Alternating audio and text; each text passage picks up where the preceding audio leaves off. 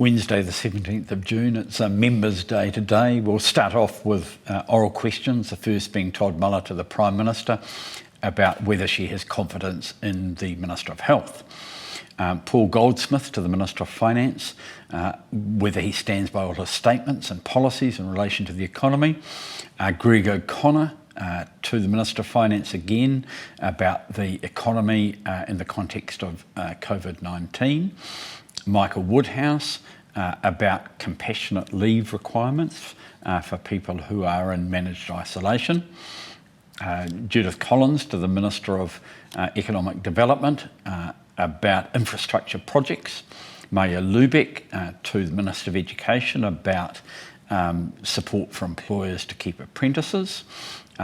Brett Hudson to the Minister of Police about the vetting for the Christchurch shooter. Chris Bishop to the Minister of Transport on light rail.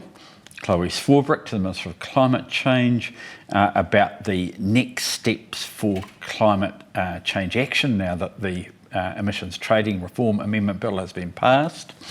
Nicola Willis to the Minister of Housing about underwrites for private builders. Anahela Kanongataha Suiki to the Minister of Health about healthcare for South Aucklanders, and Shane Retty to the Minister of Employment about targeting employment programs and measuring their performance.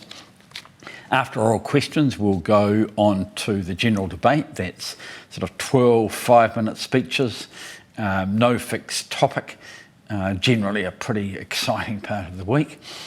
Followed by a private bill, the Auckland Regional Facilities Funding Amendment Bill, the committee stages, which helps the Auckland Regional Amenities Funding Bill, bringing them up to modern accounting standards and making sure that they have financial statements which comply with good accounting practice.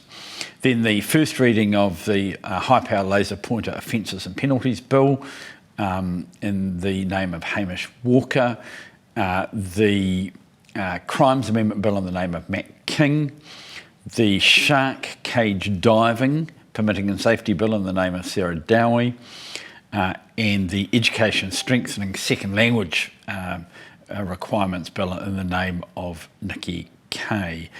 We might get on to the Superannuation and Retirement Income Fair Residency Amendment Bill in the name of Mark Patterson, which raises the minimal residency qualification for New Zealand Super from 10 to 20 years. We'll finish tonight at 10 o'clock and we'll be back again at 2 o'clock tomorrow afternoon.